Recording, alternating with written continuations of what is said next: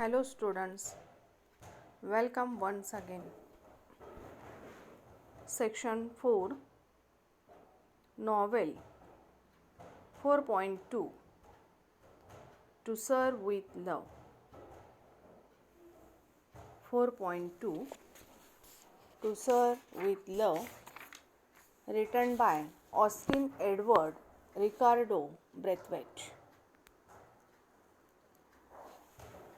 Students, we had seen the first and the second part of this novel. Now, let's see the next story of the novel. See the page number 183, last paragraph. See the page number 183. When this arrangement had been set up, there was the skeleton hanging from a hook screwed into the top of its skull, gently revolving at the end of a cord. विद्यार्थ्यांनो, मागच्या व्हिडिओमध्ये शेवटी आपण पाहिले होते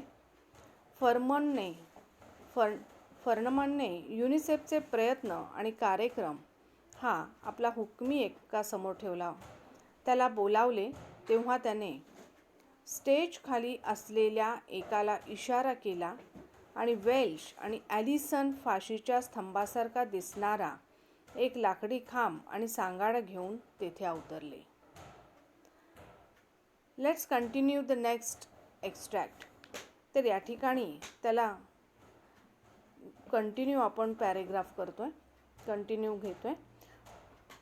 तर या पॅरेग्राफमध्ये असं सांगितलेलं आहे, When this arrangement had been set up, there was the skeleton hanging from a hook screwed into the top of its skull, gently revolving at the end of a cord.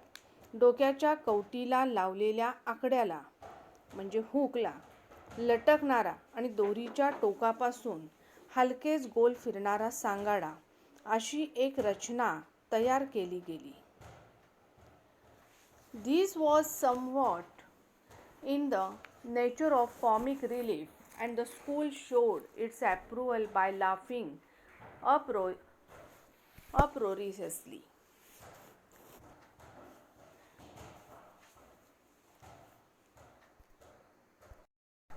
सांगाड्याचे ते गमतीशीर दृश्य आवडल्याने शाळेमध्ये हास्याचा कल्लोळ उठला. Uproariously means कल्लोळ. But levity soon evaporated when Furman began to speak. His voice was clear and precise, and he had a strong sense of dramatic. फर्नमन बोलू लागल्यावर मात्र ते हलके फुलके वातावरण विरले. Calmly he told them that it was a female skeleton. That was a fact and could easily be proved. तो अगदी स्पष्ट, नेमक्या शब्दात आणि नाट्यमय आवाजात बोलत होता. त्याने शांतपणे सर्वांना सांगितले की तो एका स्त्रीचा सांगाडा होता, जी गोष्ट सहज सिद्धही करता येऊ शकत होती. Calmly he told them that it was a female skeleton. That was a fact and could easily be proved, but he could not say with any assurance whether she had been Chinese or French or German or Greek, nor could he say if she had been brown or white or a mixture of both. बघा, फर्नमनने बोलताना अतिशय शांतपणे सर्वांना सांगितले की तो एक स्त्रीचा सांगाडा होता. ती गोष्ट आपण लगेच सिद्धही करता येऊ शकते. मात्र ती जी स्त्री आहे ती चिनी, फ्रेंच, जर्मन किंवा ग्रीक होती का किंवा तिचा रंग हा श्वेत गव्हाळ होता का किंवा श्वेत म्हणजे पांढरा होता का की मिश्रवर्णी होती का हे तो निश्चितपणे सांगू शकत नाही. And from that he said the class had concluded that basically all people were the same.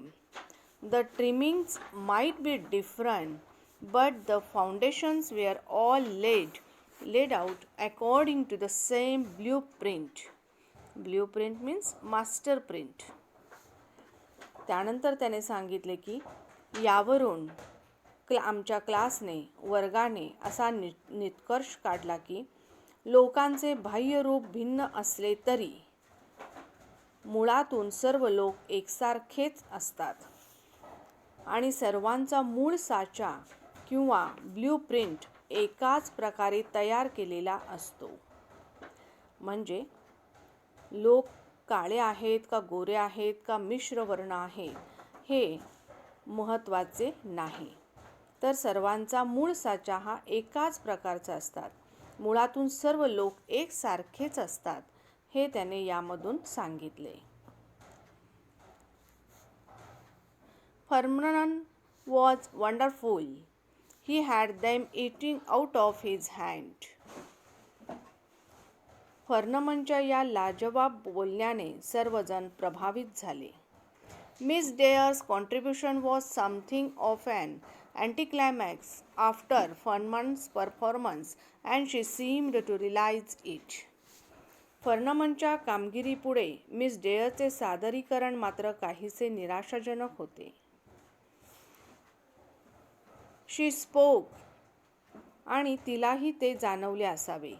So she spoke about the problems which all humanity has to face in terms of sickness and disease and of the advantages gained by interchange of knowledge, advice and assistance. तिलाही ते जाणवले असावे. तिने माणसांच्या आजार आणि रोगविषयक समस्यांबद्दल माहिती दिली. तसेच ज्ञानाची, मार्गदर्शनाची आणि मदतीची देवाणघेवाण केल्याने होणाऱ्या फायद्यांविषयी तिने सांगितले.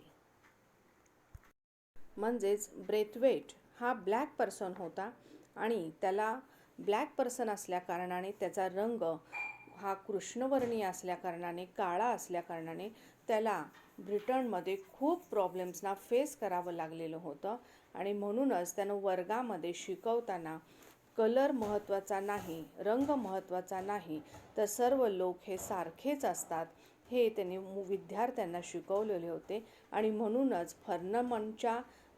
फर्नमनने जेव्हा तो त्या विषयासंबंधी बोलत होता त्यावेळेस हे सर्वांना त्याने समजून सांगितले की बाह्यरूप महत्त्वाचे नाही. Next paragraph. Miss Dodd reported on the period of history the class had studied the Reformation in England. Miss डॉडने इतिहासातील इंग्लंडच्या पुनर्निर्माण काळाच्या अभ्यासाबद्दल सांगितले.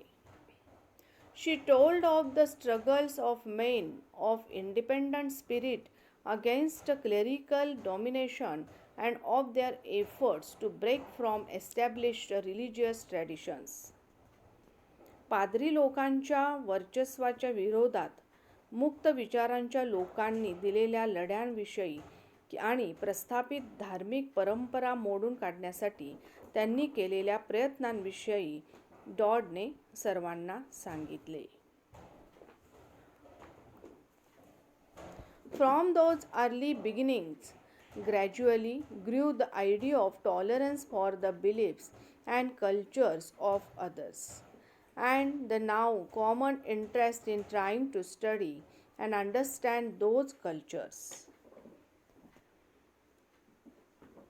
सुरुवातीच्या काळातील प्रयत्नांमुळे इतरांच्या श्रद्धा आणि संस्कृतीबद्दल सहिष्णुता बाळगण्याचे विचार हळूहळू रुजू लागले. He severely criticized the general pattern of PT and games and emphasizing the serious limitations of space obtaining and the effect of that limitations on their games activities. संस्कृतीबद्दल, श्रद्धा आणि संस्कृतीबद्दल सहिष्णुता बाळगण्याचे विचार हळूहळू त्या ठिकाणी रुजू लागले होते.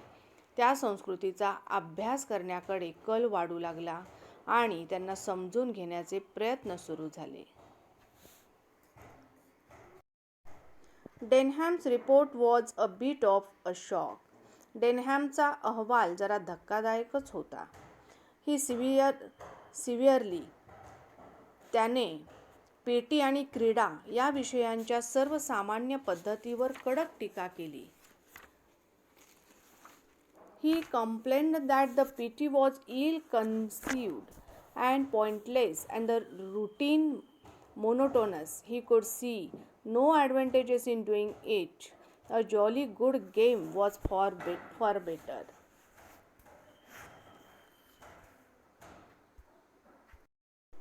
डेनहॅमने पीटी आणि क्रीडा या विषयाच्या सर्वसामान्य पद्धतीवर टीका केली आणि त्याचबरोबर जागा मिळवण्यात येणाऱ्या प्रचंड अडचणींवर, त्यामुळे त्यांच्या खेळावर होणाऱ्या परिणामावर जोर दिला. He complained that the PT was ill-conceived and pointless and the routine monotonous.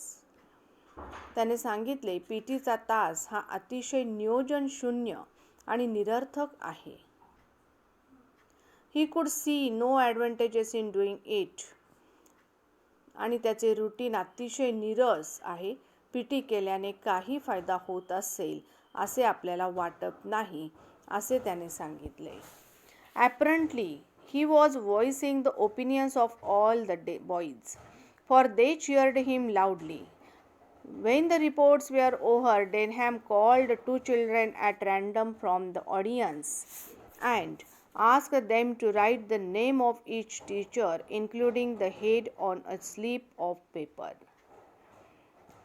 डेनहॅमने जेव्हा पीटी आणि क्रीडा विषयाबद्दल आपलं निरस मत व्यक्त केलं, त्याचबरोबर त्यानं असंही सांगितलं की पीटी केल्याने कोणताही फायदा होत असेल असे त्याला वाटत नाही.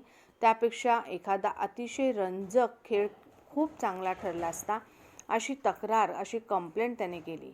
वरवर पाहता तो बहुधा बाकीच्या म्हणजे सर्व मुलांच्या वतीने तो आपलं मत मांडत होता, कारण त्याचे बोलणे ऐकून सर्व विद्यार्थ्यांनी मोठ्याने जल्लोष केला. अहवाल वाचन संपल्यावर डेनहॅमने प्रेक्षकांमधून 2 मुलांना बोलावले आणि कागदाच्या चिठ्ठ्यांवर प्रमुख आणि इतर शिक्षकांची नावे लिहायला त्याने सांगितले. These slips were folded and placed in a hat. Jungled means shaken and mixed vigorously, and then withdrawn one by one. सर्व चिठ्ठ्या दुमडून एका हॅटमध्ये ठेवल्या गेल्या, एका टोपीमध्ये ठेवल्या गेल्या, जोराने हलवून म्हणजे त्या चांगल्या मिक्स केल्या आणि मग एकामागे एक उचलल्या गेल्या. The names were called Mr. Weston, Mrs. Del Evans, Miss Phillips Denham, and Miss Joseph led the others of the stage, and the teachers took their seats. Weston, big and bushy means with lots of hair, untidy between the 2 women. बघा, कोणाकोणाची नावं घेण्यात आली होती. त्या चिठ्ठीवर जेव्हा चिठ्ठ्या उचलल्या, त्या प्रत्येक चिठ्ठीवर अशी नावं होती पुढील प्रमाणे: Mister Weston, Mrs Dale Evans, Miss Phillips Denham and Miss Joseph यांची नावे पुकारण्यात आली. स्टेजवरील बाकीच्यांना खाली पाठवून शिक्षकांनी त्यांची जागा घेतली. Then the questioning began. Weston big and bushily untidy between the 2 men. Then the questioning began. I believe I would have gone a long way to see what followed. 2 शिक्षकांच्या मध्ये राकट आणि गबाळे मिस्टर वेस्टन बसले. आता प्रश्नोत्तरे सुरू झाली होती. त्यानंतर जे घडले ते पाहण्यासाठी लेखक म्हणतात, it was an experience. I believe I would have gone a long way to see what followed. It was an experience which I shall not easily forget. तर लेखक म्हणतायत ब्रेथवेट, त्यानंतर जे घडले हे पाहण्यासाठी मी बरीच मेहनत केली असावी याची मला खात्री पटली, कारण तो अनुभव, तो एक्सपिरियन्स मी सहजासहजी विसरणार नाही. The questions were mostly from the 2 top classes, probably because the young children were either too timid or too uninformed to formulate their questions. तर दोन्ही वरच्या वर्गाकडून मुख्यतः प्रश्न आले होते, कारण लहान मुले एकतर लाजत होती, ती जर थोडी घाबरलेली होती, बुजरी होती, किंवा प्रश्न सुचून विचारण्याएवढी पुरेशी माहिती अजून त्यांच्याकडे नव्हती. The teacher had no briefing and were often caught out stammering in their indecision. शिक्षकांना सुद्धा कोणतीही पूर्वकल्पना नसल्यामुळे ते अनेक ठिकाणी द्विधा झाल्यामुळे अडखळत होते. बट हिअर अगेन, मात्र पुन्हा एकदा, I received a big surprise. लेखक म्हणतात, मला पुन्हा एकदा आश्चर्याचा धक्का बसला. The freely seemingly brainless Miss Euphemia Phillips proved to be the coolest and best informed of the 3. तर लेखक म्हणतायत की मला पुन्हा एकदा आश्चर्याचा धक्का बसला. दिखाऊ आणि निर्बुद्ध भासणाऱ्या, दिखाऊ आणि अनइंटेलिजंट, फ्रीली म्हणजे काय, शोई, अँड अनइंटेलिजंट, दिखाऊ आणि अडाणी. दिखाऊ आणि निर्बुद्ध भासणाऱ्या मिस युफेमिया फिलिप्स त्या तिघांमध्ये सर्वात शांत आणि सर्वाधिक जाणकार असल्याचे जाणवले. She dealt with questions put to her with candor and authority, and would often intervene skillfully to assist one of the others without causing embarrassment. त्यांना विचारलेल्या प्रश्नांना, म्हणजे मिस युफेमिया फिलिप्स यांना विचारलेल्या प्रश्नांना त्यांनी स्पष्टपणे आणि अतिशय चतुराईने उत्तरे दिली आणि इतरांना अडचणीत न येऊ देता कुशलतेने हस्तक्षेप करून अनेक वेळा मदतही केली.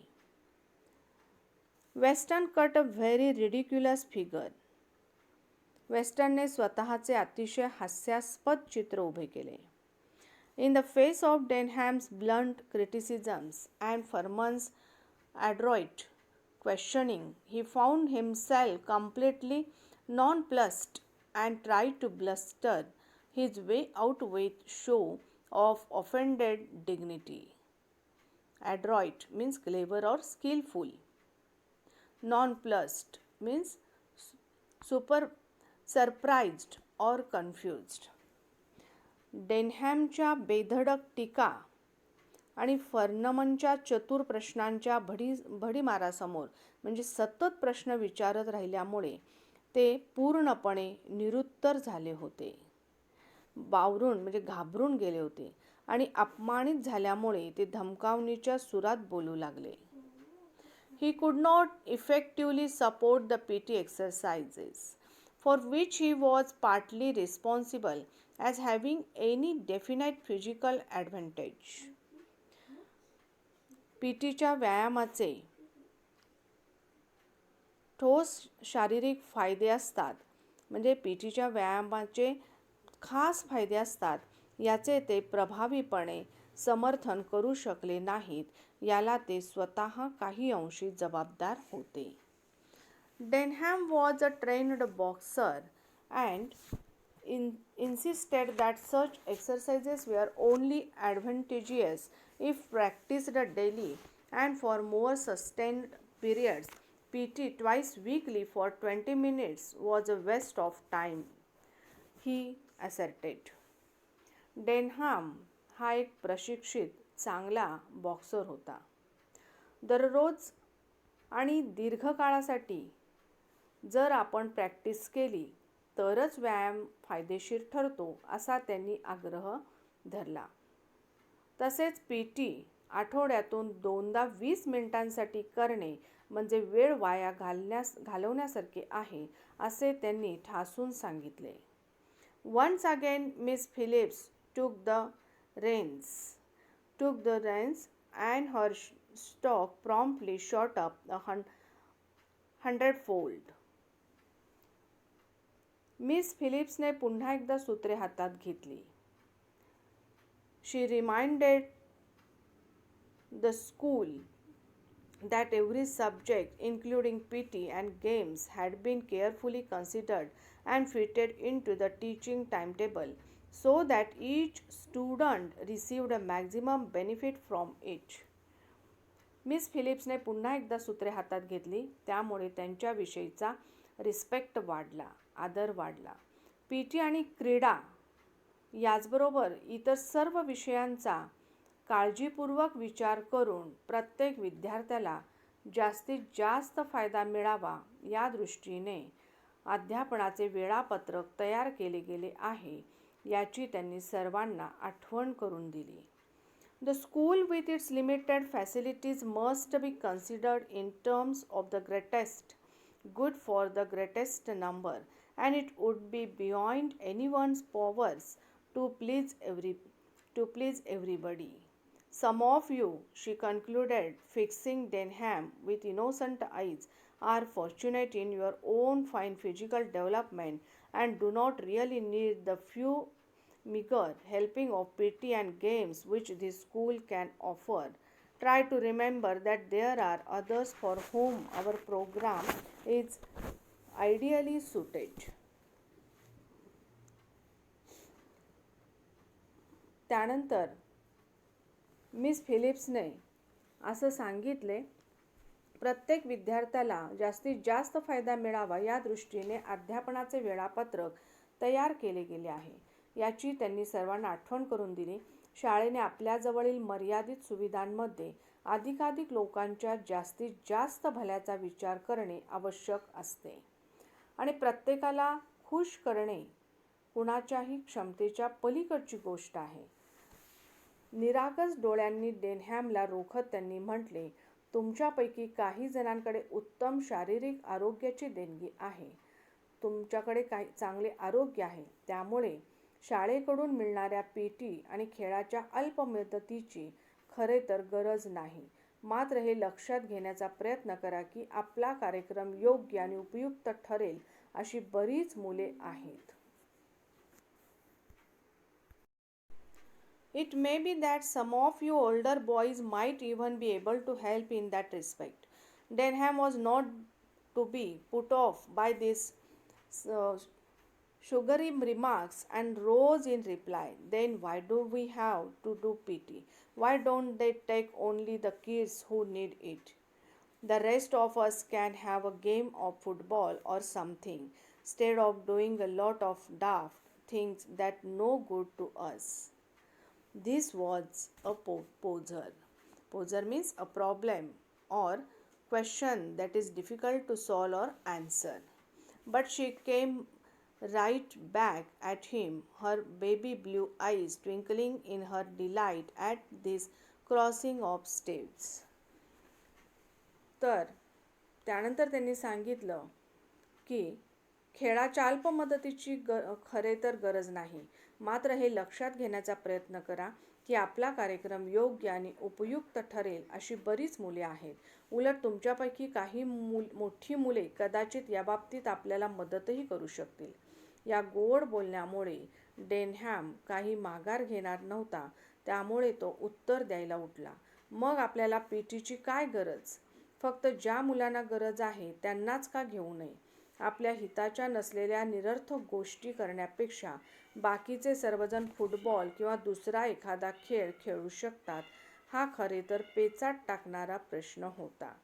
पण तो पेच सोडवण्याच्या आनंदात मिस फिलिप्सचे निळे डोळे चमकले आणि तिने त्याला प्रत्युत्तर दिले. She came right back at him, her baby blue eyes twinkling in her delight at this crossing of stairs. Let's say it is as much as exercise of the mind as it is of the baby, Denham.